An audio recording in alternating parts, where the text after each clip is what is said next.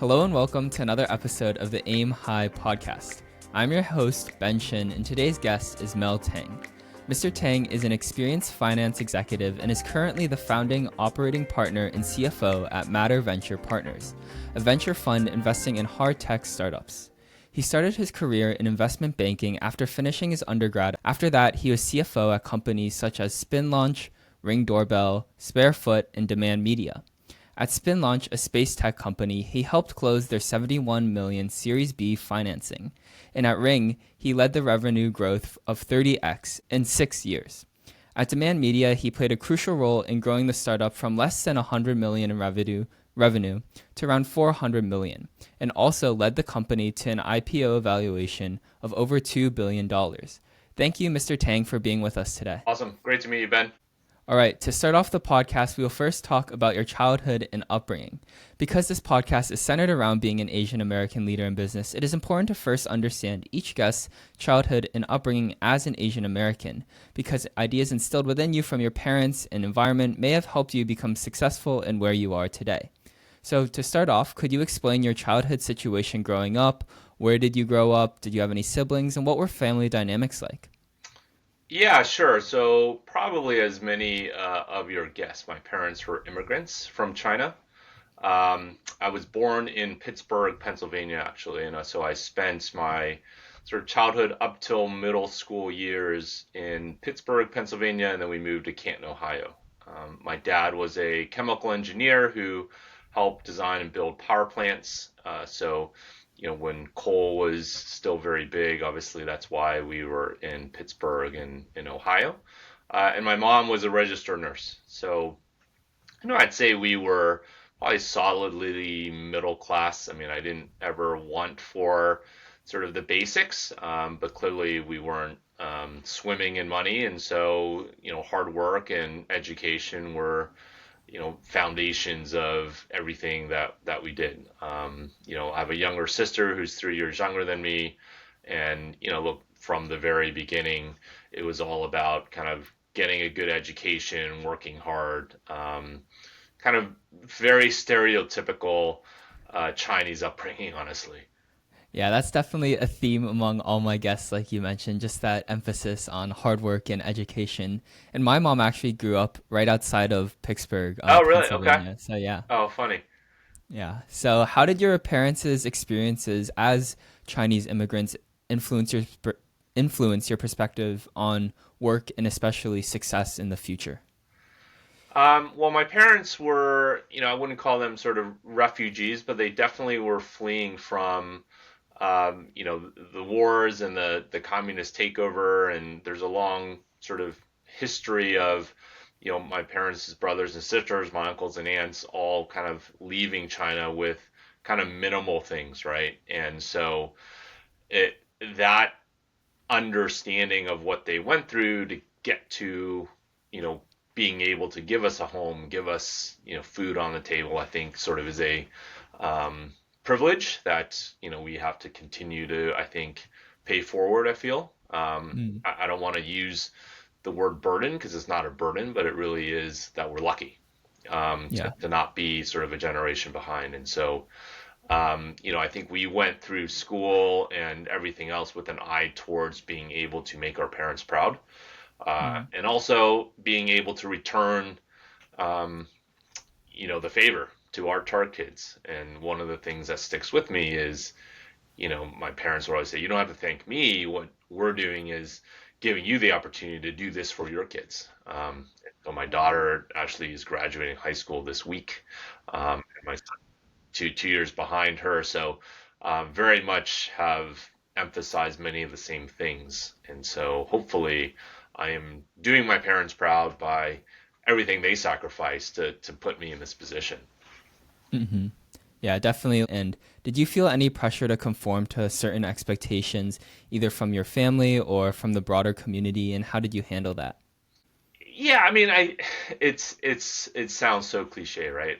Because I think I was maybe one of two kids that were Asian in my elementary school. hmm I went to a Catholic elementary school in Ohio, and I have very, very fond memories. But it was always clear that I wasn't sort of the same as everyone else. Now, Mm.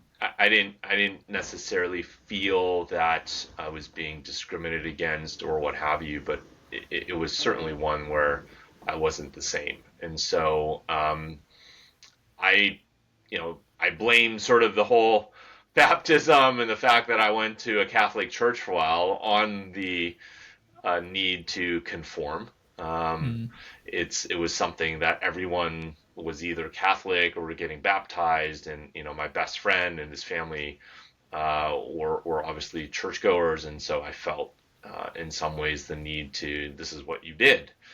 I didn't know any better, and so I think in that way the environment I was in, and then at the same time, like we were very Chinese. Mm. We ate your typical Chinese meals. We celebrated your Chinese holidays, and it was something that, for better or for worse, it wasn't something that we shared too much with, the white people that were in my class. And Mm. maybe I should have, but it was very much where you're trying to not stand out. You were an Mm. elementary school kid and trying not to get made fun of. Yeah. And were there any specific experiences or events or lessons learned during your childhood that really stuck with you through your career? I can't point to anything specific, I would say. I was Mm. shaped by obviously a lot of good parenting, tiger mom parenting, as some may say. Um, but, there was always just kind of this ethos of you just got to work hard, study hard, right? I mean, that was Yeah. kind of all important. Hmm. Yeah. And was there a moment in your childhood that kind of shaped your ambition or career path, even if you maybe didn't realize it at the time? I always, well, not always, I can't remember exactly when, but certainly by high school, I was a big car guy. Mm. And a big reason of why I went to and got the degree I did was I wanted to build race cars, still do. Mm. I got a mechanical engineering degree with the sole purpose of hopefully, joining a Formula One team Mm. and working and building race cars. So that was, I think, the thread that I can remember, starting in middle school, really, got all the car magazines, went to all the car shows all through high school. And that to me was what I wanted to do. My goal in Mm. college was to get out and work for a big car manufacturer and eventually end up in Formula One. So the fact that I'm in finance and have spent my whole career in finance, uh, nothing would portend that. I mean, I didn't even know what investment banking was until probably sophomore year of college. Yeah. And then as we move on to the second part of the podcast, talking about education and early career, can you kind of explain further your undergrad experience and how maybe because you went into finance instead of pursuing like building cars, like how that kind of transition or why you made that decision to go into investment banking? It was kind of unexpected and fortunate, and I think a lot of how my career has progressed, and even my life has been a series of fortunate events, I would say. I did a 5-year program at the University of Pennsylvania called Management and Technology, where you dual degreed in a Wharton degree, and mine was finance, and on the engineering side, it was mechanical engineering. So by year 4, a lot of my Wharton buddies had graduated, and now we're working at investment banks and coming back to recruit. So Mm. they, said, "Hey, look, you're, pretty good with numbers. We're looking to fill a summer class. You want to interview? You're from, SoCal. Went to high school in San Diego, but you know, one of them was recruiting for Donaldson, Lufkin and Jenred, or DLJ, and there was a very kind of storied office out here in Los Angeles. So was able to arrange an interview for me, and I got the summer internship there. Love the experience, love the people around, and at the end of the summer, as maybe it's typical now, I'm not totally sure, but everyone was trying to lock down their summer analyst. And for me, thinking about, okay, like my mom went back to work to put me through school, and being able to say, hey, look, I got a good paying job, Hmm. um, pretty much sealed the deal for me. I had a good Yeah. time. It was good paying. It was an amazing kind of experience, and it was a way to, at least in some ways, I think, show my parents, look, it was worth all the sacrifices that you went through. So that's Yeah. how I ended up in finance. Hmm. So kind of 5 years of late night engineering labs, kind of down the drain. But I think that engineering program and all the things that I went through in terms of getting that engineering degree does provide some structure around how I solve problems and how I approach problems. So it wasn't a total waste, Hmm. but that's how I ended up in finance. Yeah. And then can you maybe walk us through those first couple of jobs in finance before going to demand media, and like what you did at each place, and like what did those like transitions look like over time? Yeah, I mean, the finance community in LA, I think, is relatively small, at least it was back then, right? It all stemmed from Drexel and, with DLJ. And so starting at DLJ, I, basically did anything. We were a generalist shop, meaning I didn't just do M&A, I didn't just do equity or debt. We did sort of whatever deals came in. And so as an analyst, I mean, you're grinding it out. And this was back when um, there was no sort of like work-life balance. It was you're doing 120 plus hours a week, and that was it for 2 years. So after sort of my few years of analyst, I was wanting to do something different, and this was in 2000. The internet bubble had not burst yet, and I sort of went to do a little bit of kind of venture on the internet side, and then 9/11 hit. That world and that bubble kind of popped. So at the time, my colleagues at DLJ were starting to build an investment banking practice at UBS.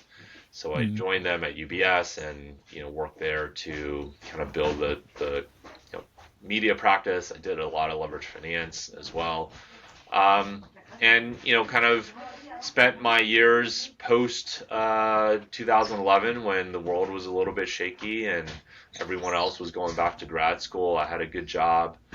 I liked what I did, and so stood in investment banking, until 2006 when it was I kind of burnt out, honestly. Just could not get on a red eye to New York anymore. Don't get me wrong, the experience was, I think, game changing for me in terms of development and being able to get access and exposure to senior executives when you're still fairly young, and Mm. work with a ton of smart people. But the hours grind on you, and I think at the time, my wife was just pregnant with our daughter, and it Mm. was a conversation of, okay, like, what kind of dad are you going to be? And so that's where I decided to step back from banking and move into kind of startup. Yeah. Little did I And then know, I mean, like, you're working pretty hard in startup land as well. But yeah. again, I got lucky in terms of the people that I was able to work with and learn from, pretty much at every stop Mm. over the course of my career have been kind of lucky to be the dumbest guy in the room and learn from everyone around the table. Hmm. Yeah. And then how did that opportunity to join demand media come about after you wanted to step away from banking? Again, I mean, like, this series of fortunate events. The founder of this company was someone that I had worked with for a year after my analyst days at DLJ, and he had founded a new company. And so he's like, come over. Uh, I'm not totally sure what you would do, but you're smart. We had fun before. And he took a chance on me and he brought me in, and I because of my banking background helped to kind of shore up the finances. I helped raise some debt there, and about a year after I joined, we brought in a seasoned CFO who Mm. I consider to be a mentor to me and still a good friend to me to this day.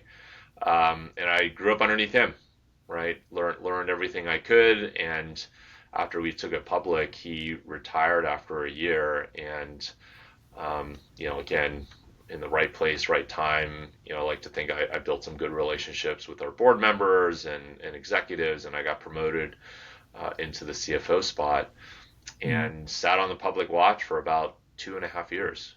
So Yeah. that's kind of how that first gig out of banking evolved. And then from there, having been a public company CFO, there's a certain stamp of approval. And, Mm. and so it set me up well for kind of the things that came after.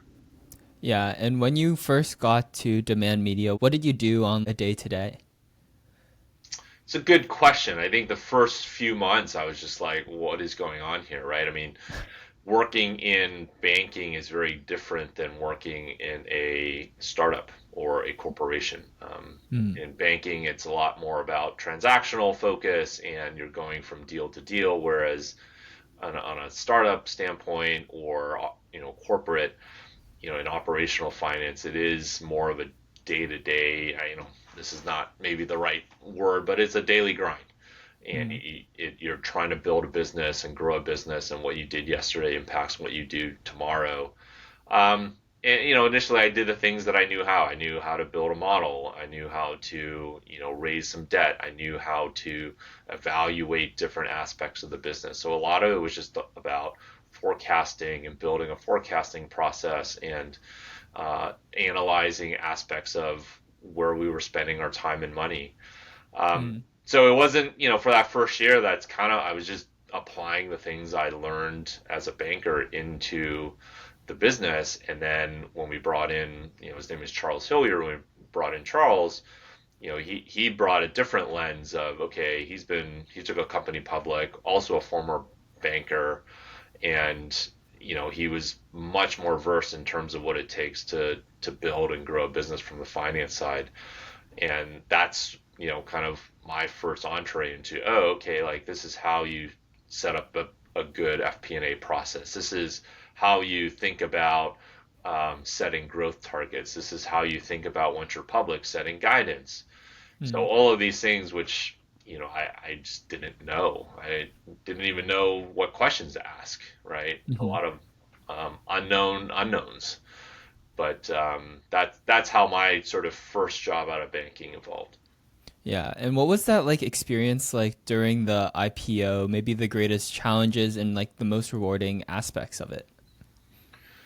I think it was being able to synthesize everything that the founders and the company have poured their blood, sweat, and tears into, and crystallize that into a story and ultimately an event that memorializes the value they've created up to that point. Mm. The IPO generally is seen as sort of an endpoint, but it really isn't. It's the beginning of a marathon with a different set of investors.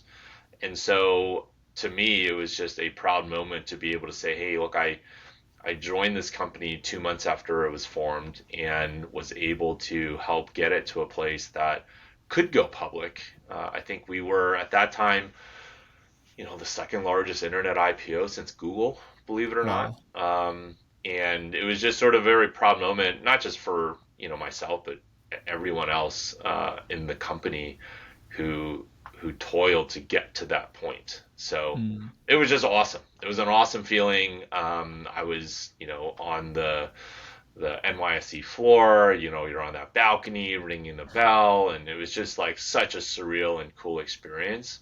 Hmm. But it I think was definitely one of the more memorable highlights of my career. Yeah. And then after you got promoted to CFO, what did that or how did your role change? And what were some like new challenges as your first like CFO position? The biggest thing is realizing that you don't have someone to hide behind. You are Mm. that person. And thankfully, Charles had set me up well to transition in. He gave me plenty of face time with research analysts and board members and what have you. And so, stepping into that spotlight and telling that story and bringing, I think, what's important as a CFO is just credibility Mm. in all your interactions, both internal and external. That was something that he had very well prepared me for. And so really it's just kind of realizing, okay, you are that person. What you're saying out there is scrutinized by analysts on the street. So you just need to be careful about what you say. I mean, that's probably a big reason why I don't have a huge social media presence. Probably Mm, stems from that. It's just I didn't, want to trip over myself or put the wrong thing out there. All my interactions generally were fairly well curated, mm, but it was, I think, really just the sense of responsibility, right? And yeah. if you think about what matters to people in the firm, right, is a big part of it is you have a public stock price that is a uh, benchmark of people's wealth. And so Mm. if you said the wrong thing or set the wrong guidance or did things that would, tank the stock price, like you did feel a tremendous responsibility for that. Yeah. And after you got that credibility as the CFO of Demand Media, why did you decide to transition to Sparefoot? In what ways was that role similar to different from the last? Yeah, at that point, I think I'd been at Demand Media for about 8.5 years, which is a long time, Yeah. and wanted to get into something earlier, help build something again. At the end of the day, I like, building. And Mm, so we've been in LA since '98. We thought Austin would be a nice change, mm, and it was. We loved it. I think Sparefoot was a series kind of B-ish type company, smaller, where I felt like I could have a real impact. Move the whole family out to Austin. My kids were 7 and 5 at the time. We had a great year, mm, but ultimately wanted to get back to Southern California, mm. and that's when I joined Ring. Yeah. And do you think that passion for building stems from like your passion for cars too, and like maybe the direction you wanted to have in your career then? Huh, I never thought about it like that. Maybe. Yeah. I Yeah. mean, if you look back over the arc of my career, I've generally chosen things that require build and lift. Mm, I'm never really comfortable just sitting and treading water in any given place. I sort of tend to like to put myself where I am slightly uncomfortable or a lot uncomfortable because I feel like it helps build mm, character and it helps learn new things. And so, that I think that was a big, Austin is a good example of that, going to a new city with my family and doing something brand new. And then coming back to Ring or to LA to join Ring. Ring was a hardware business, a consumer hardware business, and I'd never done hardware before. So it mm-hmm, really was sort of way out of my swim lane. Up until that point, it's just been advertising or subscription or marketplaces. mm-hmm. So to answer your question, I think sort of there is that, maybe that engineer always in me, just looking to explore and build and try to do things differently. Mm, yeah. And then going to Ring, like why or how did that opportunity to join them come about? It was a recruiter that I'd known for a while had called me and in Austin, and this was literally, I think, maybe 7 months after I moved. And Mm, so I was like, oh, it's a little bit early. I've never done hardware. By the way, like, who wants to spend $200 to replace their doorbell with a camera? It turns out a lot of people do. Uh, yeah. but at the time, it was not obvious. I Yeah. did say, hey, okay, look, I'll fly back for a day and meet the founder and the team. And I mean, I was just blown away. It was kind of very inspirational meeting Jamie Siminoff, who was the founder of Ring, Mm-hmm. seeing what they were doing, just kind of totally bootstrapping this business, and yet it was growing hand over fist.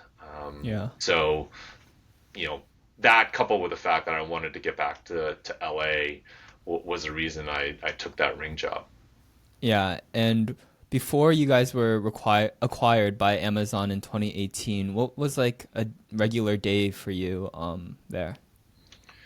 It was crazy. I mean, you were just trying to, keep your head above water. The business was growing, I think 3x year on year at that point. I joined when I think we were starting to run rate 100 million, and we were just launching the subscription business. Mm. We had just launched, I think, our third or fourth SKU. So there's a lot of complexity being added into the business, but yet there was no infrastructure. When I Mm. joined, there was no finance, there was no legal. I mean, there was, barely HR. And so I had to quickly try and learn the business, build these teams. Finding hardware personnel back then was hard. Mm. There just wasn't a lot of consumer electronics, consumer hardware expertise in LA. And so kind of building that team took a while. There were some hard lessons. And meanwhile, the business was burning a ton of cash, as most fast growing Mm. hardware businesses will do.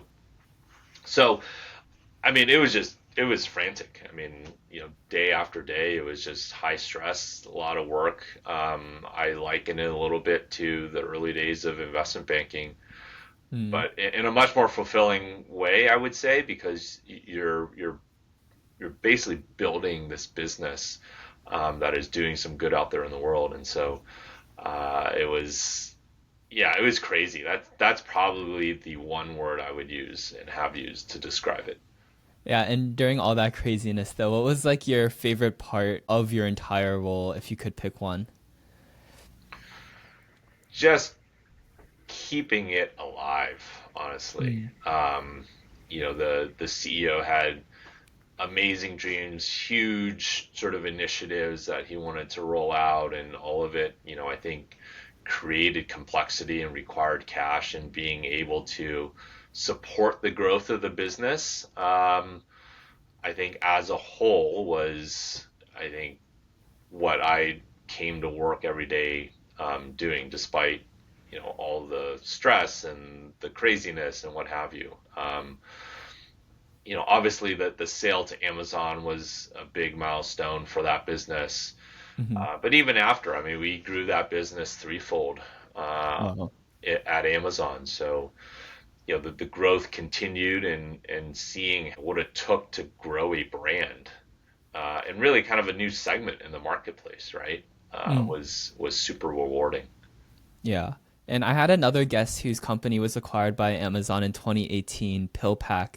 Yeah, So what did, yeah, Yvonne Howe, yeah. she was like the CFO. She actually just posted hers like yesterday. Oh, cool. Um, yeah. So what did that process of being acquired by Amazon look like from your perspective? So if you imagine Amazon, who has unlimited resources and some of the smartest people in the world, Hmm. coming in to due diligence on a business that was growing super fast, but wasn't totally buttoned up, right? I mean, Mm. we were still building the infrastructure, things like that. It was they wanted to keep it very secret. They basically said, look, if this leaks, this deal's off. Mm. It was, and having worked at Amazon, understanding how they make decisions through writing these docs, I get a lot now why they did diligence the way they did it. But we basically had three ballrooms at the Lowe's Santa Monica Mm. that, I think they sent 40 people. I mean, there was like, it felt like there was a swarm of people. But to keep it secret on the ring side, I think it was maybe less than 10 of Mm. us under the tent. So I just remember shuffling from ballroom to ballroom to ballroom to sort of answer diligence questions. We were keeping a tracker. There were, I think, almost 1,000 diligence items or diligence requests that they were asking for. I mean, it was I've done some pretty big deals in the past as a banker and have managed those diligence processes on behalf of companies. I mean, this was next level. Mm. Um, and so, I think our bankers, I think everyone on the team, and kind of getting us over the finish line. But it was not an easy process. And Yeah. it, for anyone who is, in has dreams of being acquired by Amazon, just know that it is not an easy process. And how did your role change after the acquisition at Amazon? In some ways, it just got added on, right? I was still Mm. responsible for, helping and supporting Jamie and the executive team and growing the business, but it was also now I have to figure out how to integrate into Amazon's processes and systems, my team ended up, I think, reporting up through the finance organization. So it was learning a whole new set of procedures and Amazon's culture and kind of what is required to survive within that organization and be able to at this what I wanted to make sure was, look, we have lightning in a bottle at Ring.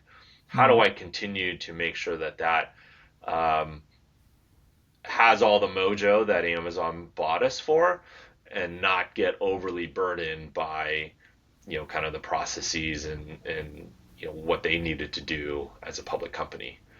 Hmm. So I was kind of bridging two worlds and doing my best to show Ring in the best light on both of those.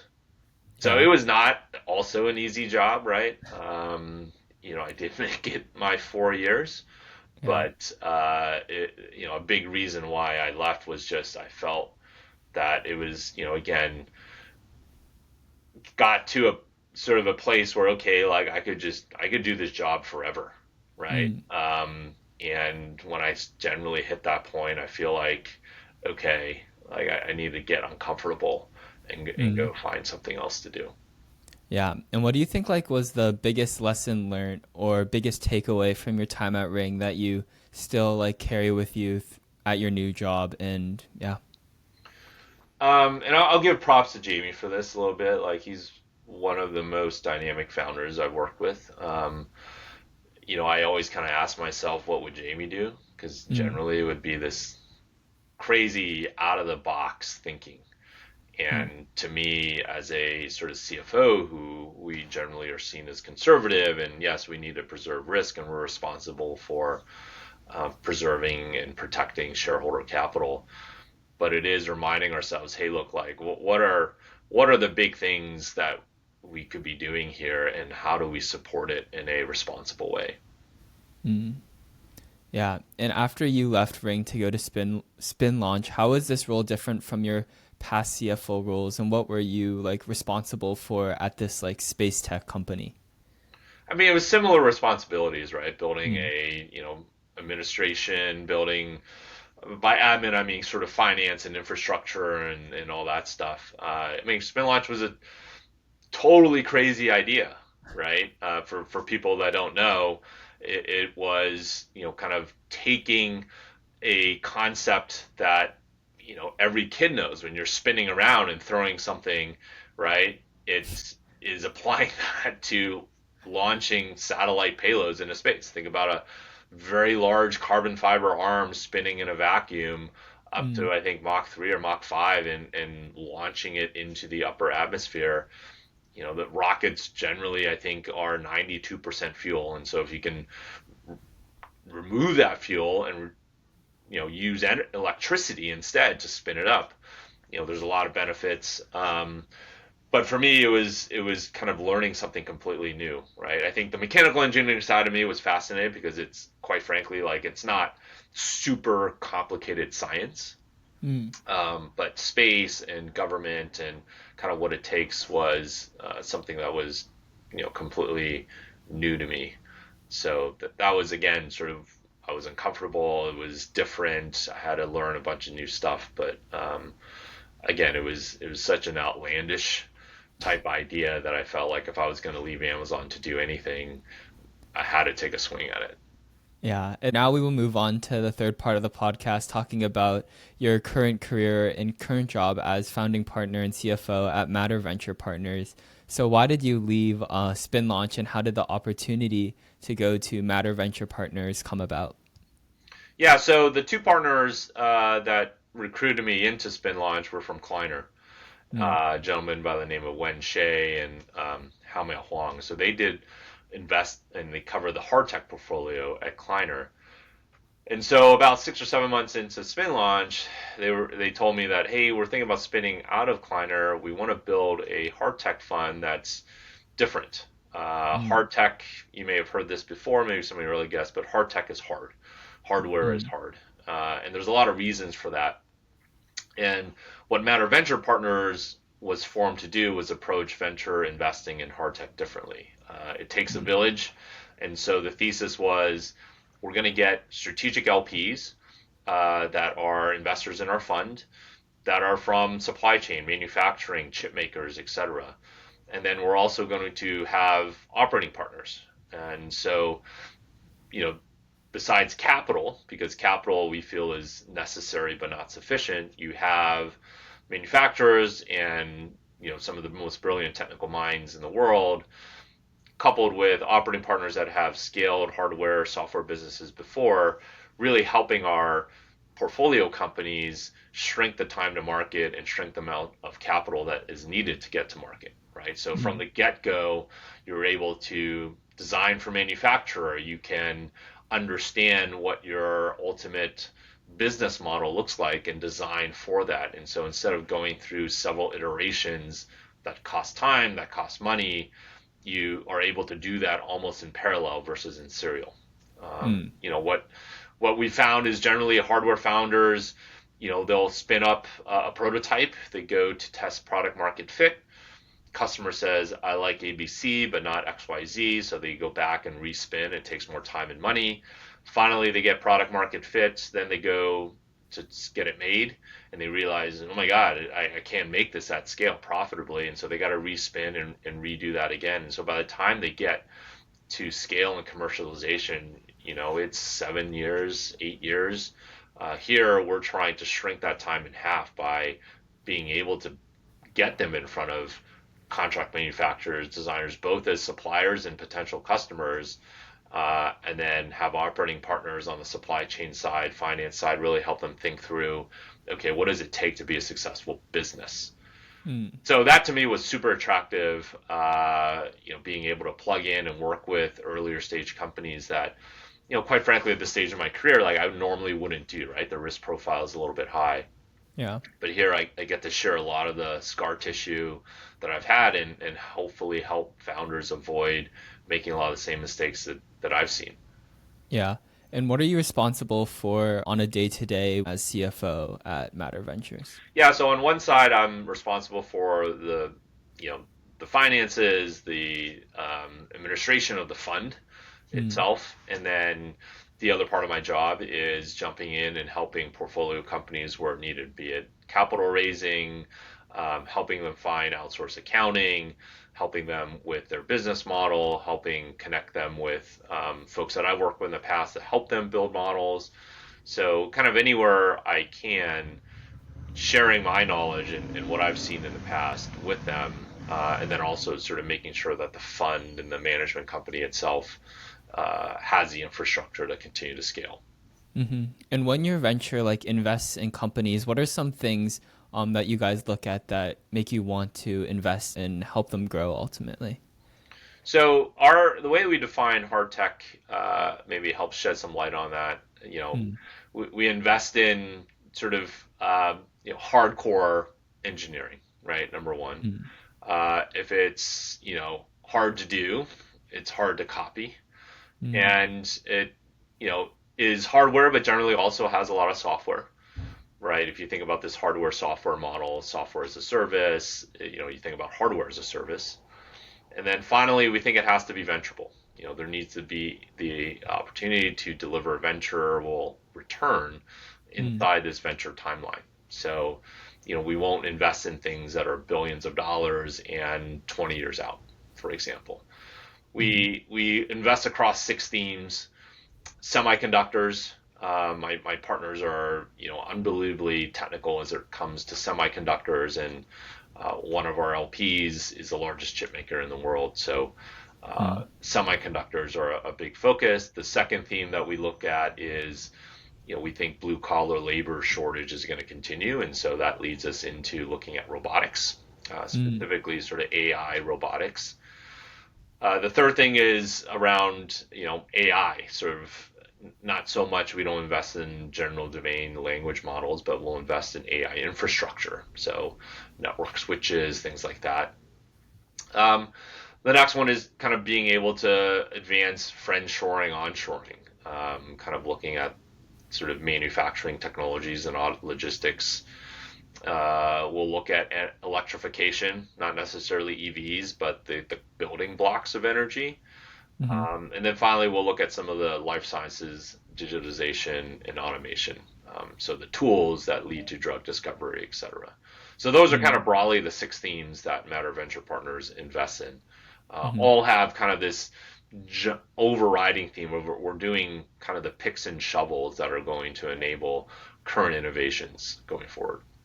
And like, what is your favorite part of this entire role? Yeah. Just being on the forefront of really cutting edge stuff. If you look back over, the last, decade, century, right? You've seen hardware innovations lead to these huge innovation cycles, everything from the industrial age to, the first leg of semiconductors driving, everything from your iPhones, transistors transitioning from these vacuum tubes to transistors to Moore's law, et cetera. And so we're at that forefront again. And so being able to have a front row seat and watch amazing founders come up with brilliant ideas, it's super fun for me. Yeah, and like, what are some things in the founders that you find make them especially successful in this space? I think it's a couple things. The first is just kind of outright conviction and a passion for what they're building. The second is the ability to really listen to feedback and adjust where they need to. And the third is one where you need to be able to raise money no matter what. I mean, I think this is true for all entrepreneurs. If you're passionate about something and you're building something great, but you can't raise money, it ultimately sort of is going to fail. And so I think as what we're looking for are folks that have all of those attributes. All right, moving on to the fourth part of the podcast, talking about challenges and overcoming obstacles as an Asian American leader. Being an Asian American in leadership comes with its own sets of challenges. What were some of the obstacles you may have faced in your industry, particularly due to your background? Now, I haven't really gotten sort of real hard pushback. Certainly there's examples of kind of what do they call them, microaggressions or what have you. I think the Yeah. biggest thing for me, and hopefully it doesn't quite exist with my kids as much, there's always this feeling of imposter syndrome. Mm. Honestly, like you just always feel like, am I supposed to be in this room? Can I really do this job? I don't know if that stems from my parents being immigrants and growing up different than everybody else. I'd like to think in this day and age it is less and less, but you're certainly more attuned to, I think, your own differences than Mm. everything else out there. And you have to remind yourself that, look, I don't necessarily need to or should conform out there. And so that to me is sort of the biggest thing, is just kind of stepping back and having confidence in myself and my background and what I look like and things like that, and also celebrating the differences of the people I interact with. Mm. So I think that's, to be honest with you, probably very important in this day and age. So that, I don't know if that answers your question, but it really is stem maybe more from myself and my perceptions than Hmm. anything else. Yeah, and some guests have mentioned that like when they were coming up in early in their career, they didn't have like anyone to look to, like maybe in these like executive roles who maybe looked like them. Did you ever feel that way or feel that that was something that you maybe needed to look up to? Not really. I think that for me, I've been, again, I think fairly lucky being put into work environments and other environments where, I was respected, and if I did a good job, I would get rewarded for it. Hmm. It's funny, again, I think growing up in Ohio, back then, I was just expected not to see Hmm. folks that look like me as role models, right? You Yeah. had your parents, and that was kind of it, and you kind of had to forge your own way. So it never was a detraction for me that I didn't have, hey, look, the senior person role model? Because you certainly understood that, look, in other parts of the world, there were Hmm. very powerful sort of Asians, Yeah. right? Just by definition, Yeah. Taiwan, China, Korea, etc. And so it was never for me like, oh, there isn't someone like that in the U.S. and that was kind of a barrier. It was just like, look, I know that, as a, as a Chinese American, like that's possible. Mm. Again, this was back, I think, when America, I like to think it's still the case somewhat today, but you did feel like you could, if you worked hard and studied hard, you could get to where you wanted to go. Hmm. Yeah. And what role has your cultural background played in shaping your leadership style and perspective as a business leader? And how have you found ways to use it as a strength in your career? Again, and I work on this every day. It's Mm. being able to not have your biases influence other viewpoints, other voices. My wife, this is a lesson, and something she's always said to me is like, you can learn something from everybody, Mm. and sort of being able to be open to that, and realize that everyone has their own story, and you know there could be sort of a minority, or someone who's different that is struggling with confidence in themselves and being able to give them a voice. That's always in the back of my mind, like, how do I make sure that you know I'm inclusive, and I'm thinking about making sure that everyone has the opportunity to do their best. But Mm. it's something I work on every day. It's not sort of I try and keep it top of mind for sure. Hmm. Yeah, and moving on to the final part of the podcast where we talk about advice and inspiration. As an experienced CFO as yourself, what are traits or characteristics that make someone especially great in this role? I think in any role, what I've always tried to surround myself with are obviously folks that have horsepower, but more importantly, that have work ethic and have a great attitude. I think the Mm. latter two actually more than can overcome the first aspect, but certainly it's work ethic and attitude. Hmm. And you mentioned mentorship earlier at your time at Ring and how it played a like really helped you in your career. What other mentors played a significant impact on your career? I mean, I would say that all the founders that I've worked with have mentored me sort of either consciously or directly or indirectly. Mm. I've learned certainly a ton of stuff from how they think and what they've been able to do with the companies that they're building. And I still keep in touch with almost all of them. And it's a network that I'm grateful for, be able to have those connections and ask questions, or when I'm at a crossroads, get some feedback from them. Mm. So it's kind of developing that network of folks that are doing things differently than you are and have built, I think, businesses that are unorthodox. I mean, those are terrific resources for me. Mm. And how do you define success now, and how has that definition changed since the beginning of your career? Yeah, it's funny because success before early was about just like how much money I could make. Yeah. Um, and now success is just more about, what difference can I make out there? And, Mm. am I someone that is additive to a room or situation or network versus someone that is a negative energy? So it's, look, it's a constant work in process in terms of trying to be that person. But to me, success is being able to, add to and lift up others, versus sort of just kind of how much money is in my bank account. Yeah, that's definitely, I've asked this question many times, and everyone's first like, oh yeah, the money, the job title, but then Yeah. after it's always about like the positive impact they can leave on others. So yeah. And by the way, it might be sort of such a privileged position to say, right? Because, Mm. I'm not necessarily struggling to put food on the table or make ends meet. And so Hmm. I think being self-aware of that is important as well. It's like, I'm in a very privileged position to be even on this podcast and having a conversation like this and being able to focus on, hey, I want to, make a good impact on the world, because I don't have to necessarily wonder where my next meal is coming from. So, Hmm.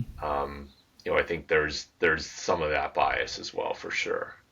Yeah. And for the last question, if you could leave listeners with one takeaway about building a meaningful and impactful career, what would it be? I'll just go back to what I said before. Just work hard and have a great attitude. The biggest thing is to not be negative energy. You can learn something from every situation. And if you're that person that people want to be around and add positive energy into a situation, like, you will go far. Mm. All right. Well, thank you so much for your time today. Love talking to you about all your journey at Ring, Demand, and now at Matter Venture Yeah, Partners. no, So thank you for thank you having so me. much. Awesome. Thanks, Ben.